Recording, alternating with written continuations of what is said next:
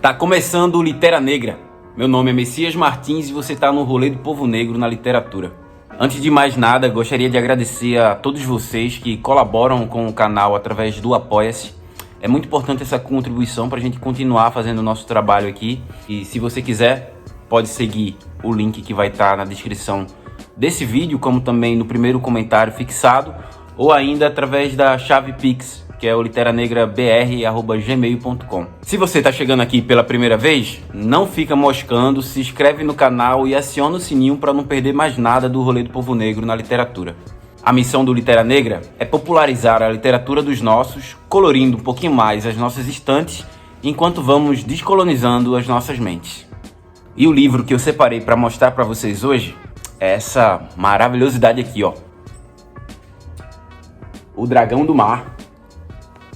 É um livro infantil, escrito por Sônia Rosa e ilustrado por Anabela Lopes.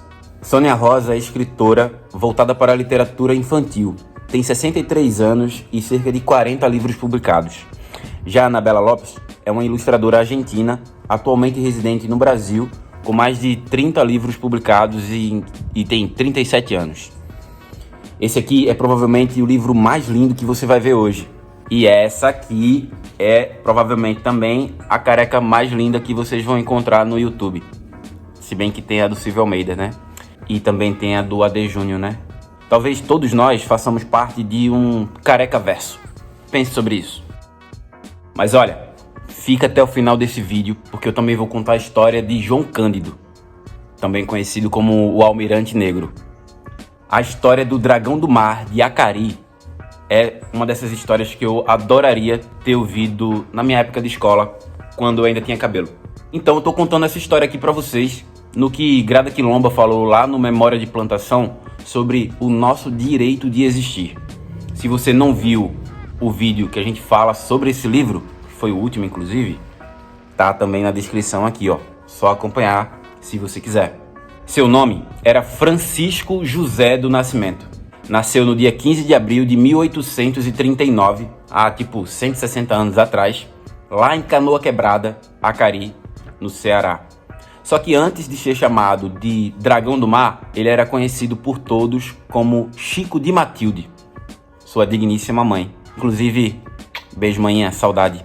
Falar sobre a história de Chico de Matilde é contar também a história do Ceará, a história do movimento abolicionista brasileiro e também, em especial, a nossa própria história.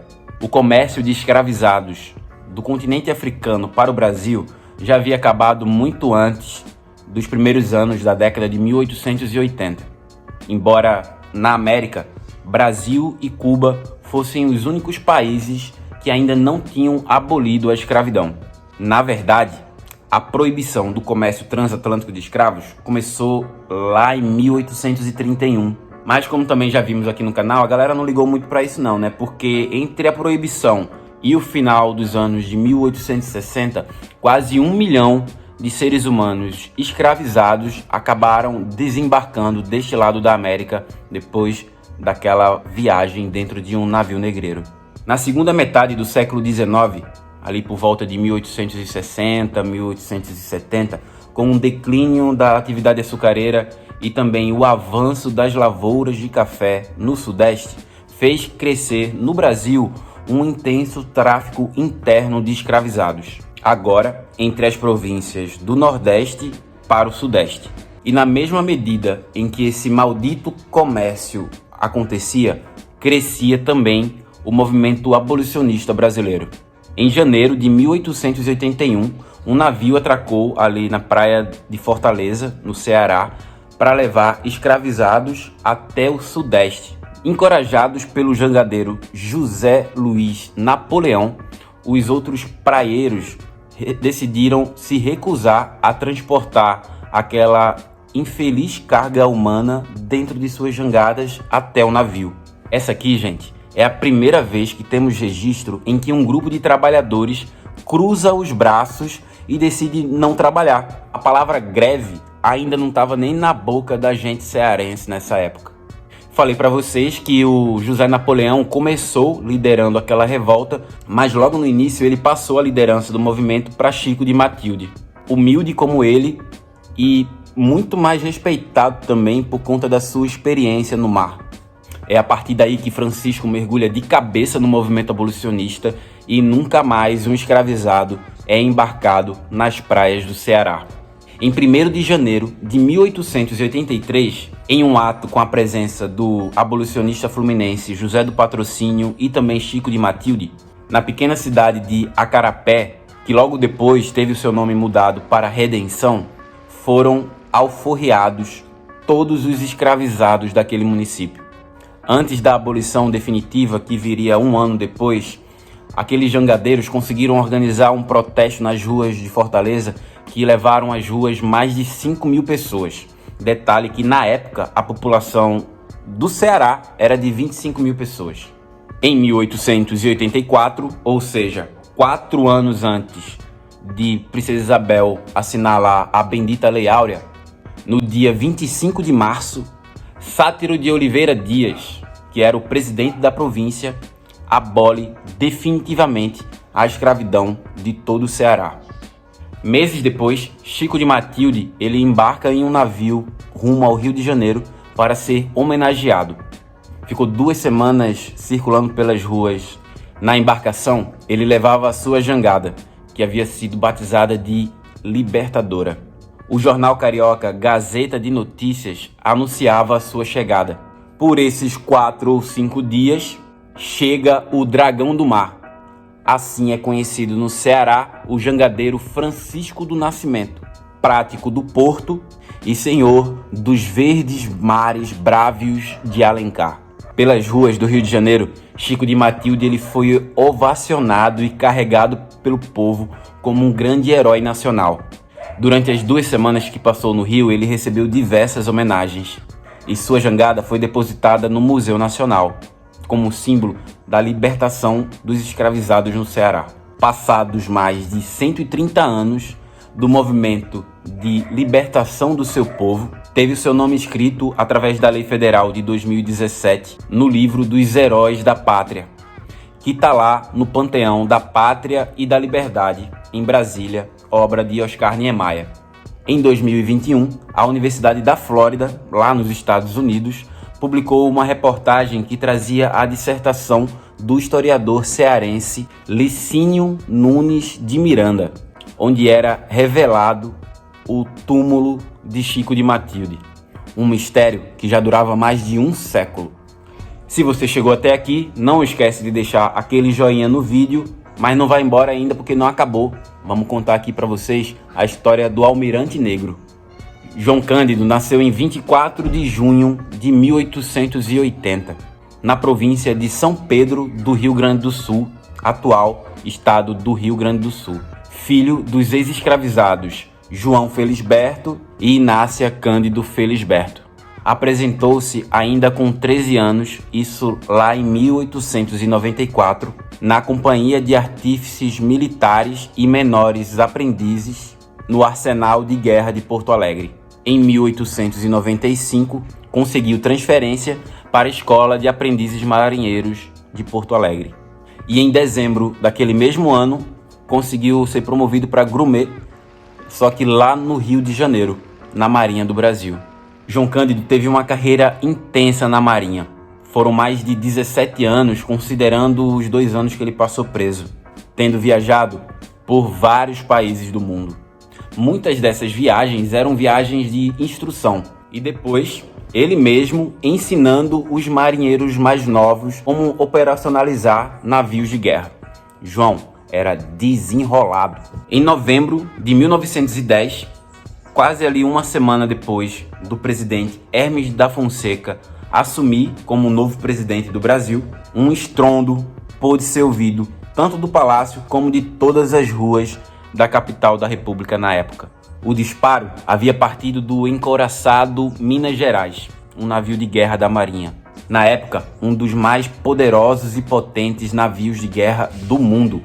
Minutos depois, chega a confirmação de que os navios da Marinha que estavam ali na Baía Guanabara estavam se rebelando. Os marinheiros eram quase todos de origem pobre e com pouca instrução, a maioria constituída de descendentes diretos de escravizados. O excesso de trabalho A péssima alimentação e também a prática de castigos físicos nos marinheiros tornava praticamente insuportável a vida na Marinha Brasileira. Uma punição de 250 chibatadas em um dos marinheiros na frente de toda a tripulação do navio Minas Gerais desencadeou o princípio da revolta. Mesmo a pessoa tendo ficado desacordada, ela recebeu as 250 chicotadas.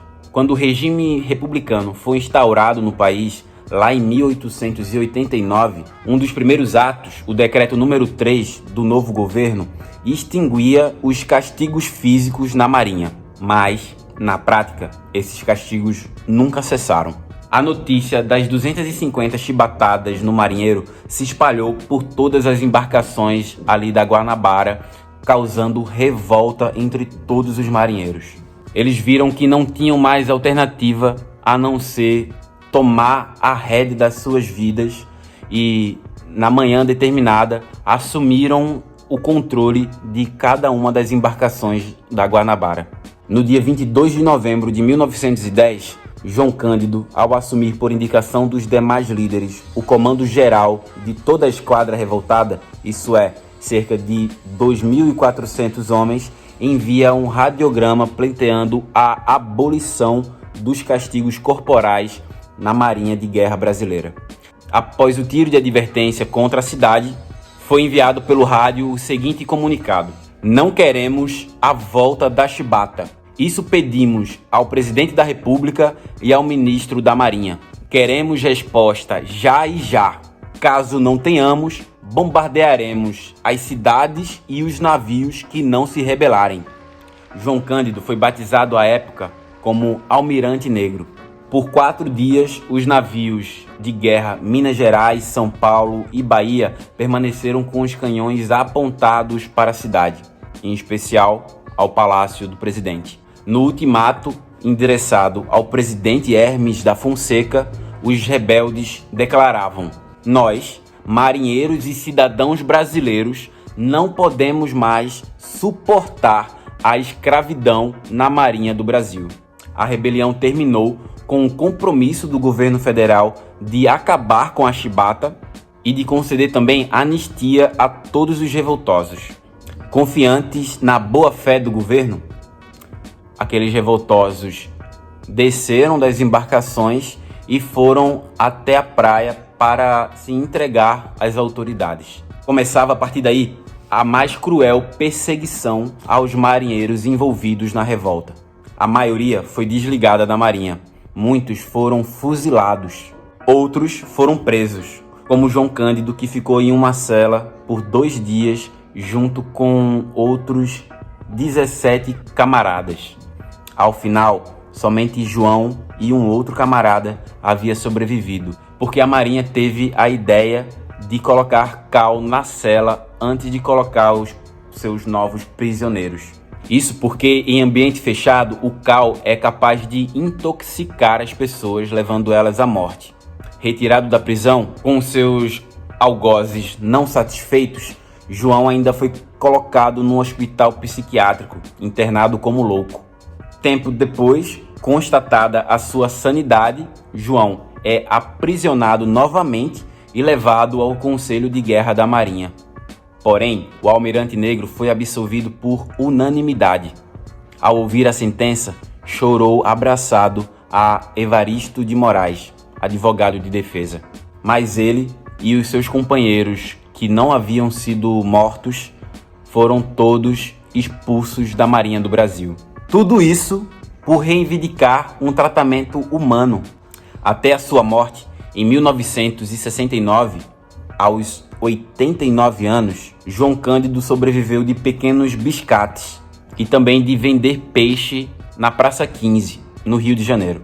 No começo da década de 1970, ele foi homenageado também com o Dragão do Mar pelos poetas Aldir Blanc e João Bosco, com a música O Mestre Sala dos Mares. Após sofrer perseguição e censura na época por conta dessa música, algumas palavras foram alteradas. Marinheiro foi substituído por feiticeiro, negros deu lugar a Santos e Almirante foi trocado por Navegante. A música se popularizou na belíssima voz de Elis Regina e se tornou um dos maiores sucessos da nossa música. Agora chegou a sua vez. Conta aqui pra gente se você já tinha ouvido falar sobre o Dragão do Mar de Acari e também sobre o Almirante Negro na escola. Não deixa de compartilhar esse vídeo porque, deu um trabalho danado. Mas é isso, sorte é para as crianças. Aqui é trabalho. E o trabalho do Litera Negra é sobre construir pontes. Como falei para vocês, popularizando a literatura dos nossos, colorindo um pouquinho mais as nossas estantes, enquanto vamos descolonizando as nossas mentes. Umbutu e vida longa ao rolê do povo negro na literatura. Beijo do Careca.